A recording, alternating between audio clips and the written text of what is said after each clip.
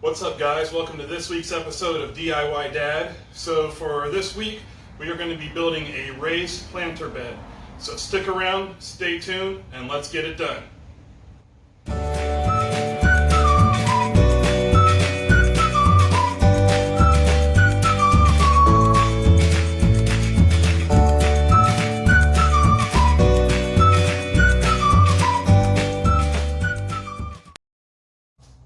Alright, so like I said, we're going to do some raised planter beds today. I'm really going into this without a plan.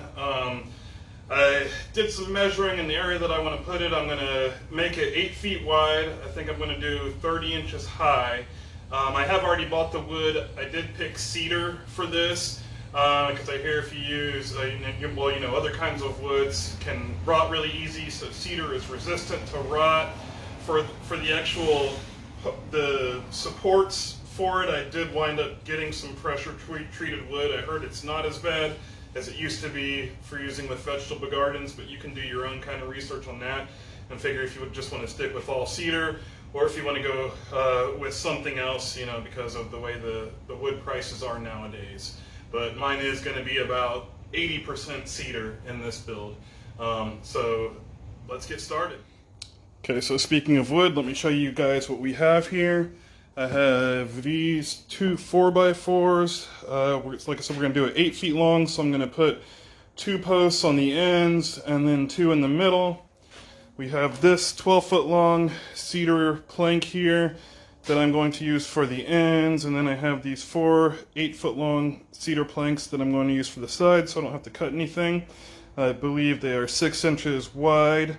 And then luckily I had these 2 fence planks that came with the house when I bought it, and I'm going to use those for the bottom support for everything. And I also have some hardware cloth right here that I'm going to be using for the bottom for drainage. And speaking of not having any plans, I did draw up a plan just so I don't confuse myself here. So here's my plans. I'm going to do it 8 feet long. Like I said, we're going to have the 3 support posts here. It's going to be 12 inches worth of gardening material. And the side view, we are going to have it 32 inches wide. So those are the plans. So let's get on it. I think I'm going to start by cutting these posts here first. And we're going to go with 30 inches high, I think is what I decided with. Here we're just measuring and cutting the wood for the supports. And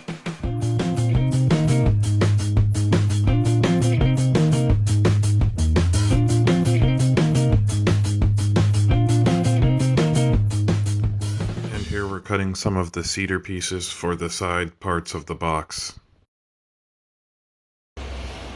Okay, so let me show you guys what my plan is here.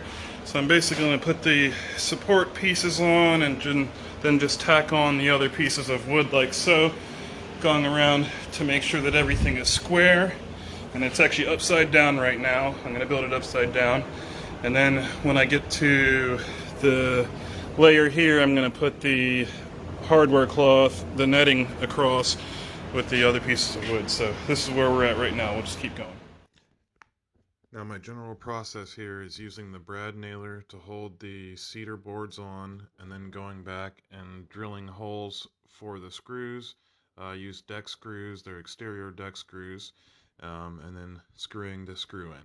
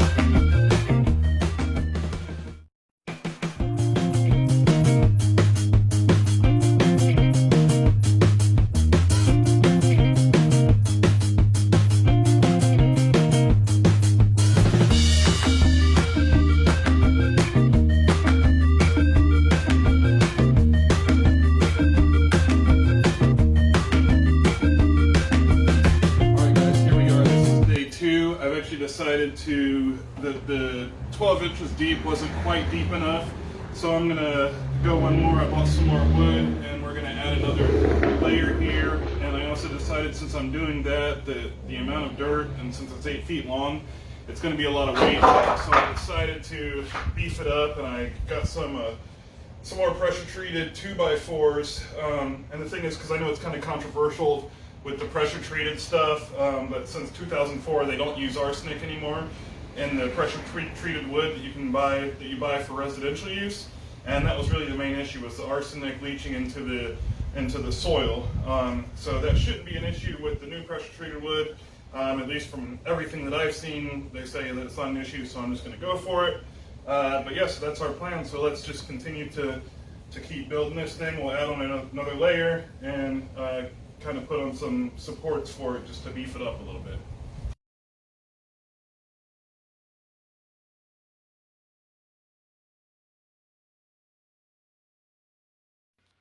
Now we're back to the process of using the brad nailer to nail up the cedar boards, and then going back and using the drill to drill holes, and then using putting the screws in after that.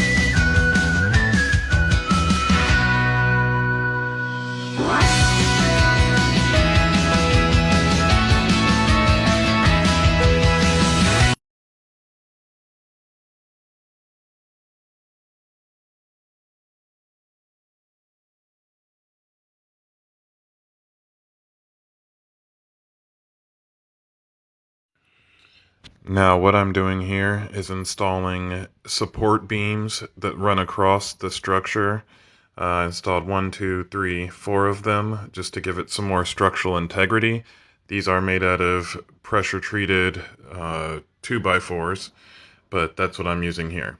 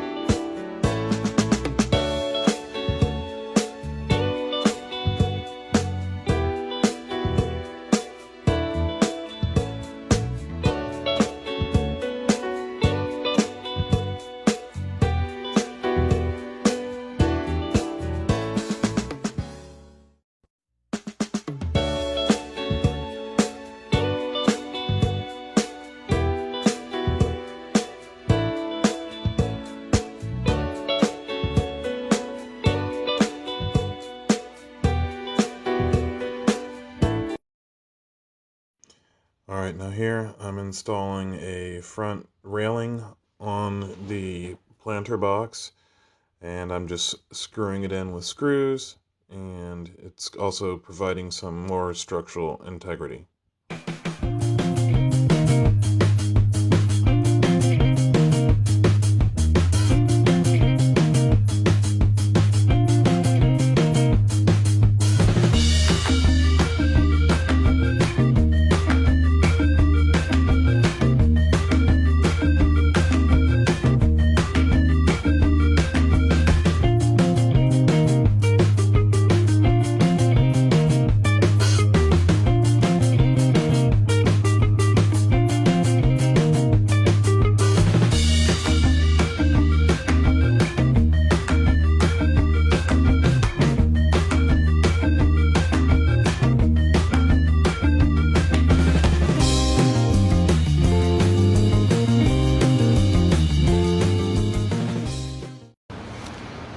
Alright, so let me show you guys where I'm at right now. I've pretty much got it all framed out. I've got all the structural supports in there. I'm going to use these longer boards right here, cut them to size, and put them across the bottom so I can lay my hardware cloth down in there. So that's where I'm at right now. Let's move on to the next part. Alright, here I'm using my circular saw to trim down these boards that I'm going to screw into the bottom. I'm also going to trim down some other pieces and put on the sides and this is giving me something that I can staple the hardware cloth to, and also hold the door.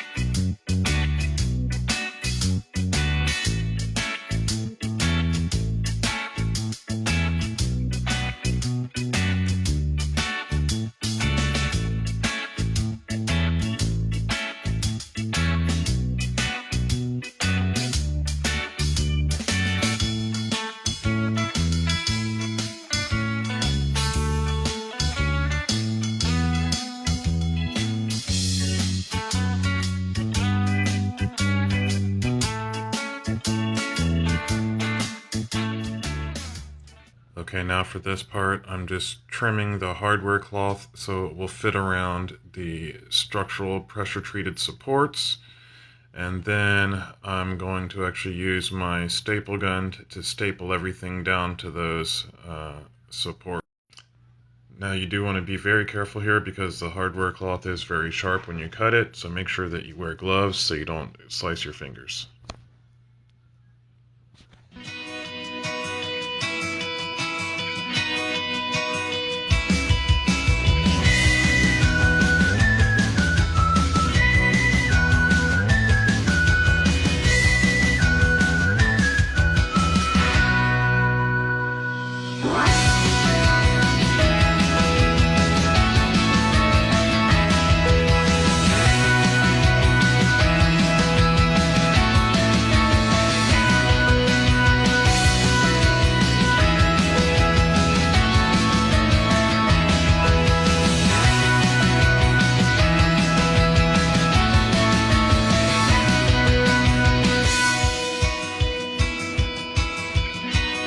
Guys, here we are with our finished product. We got it all built out. I did add these extra layers on the side here to staple the hardware mesh to, but all that's left is just to put it where it goes and fill it up with some compost and some dirt. But I think it came out really nice. I am happy. And I think my wife will be happy too.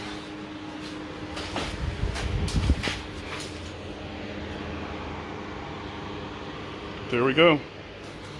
Project complete. There it is.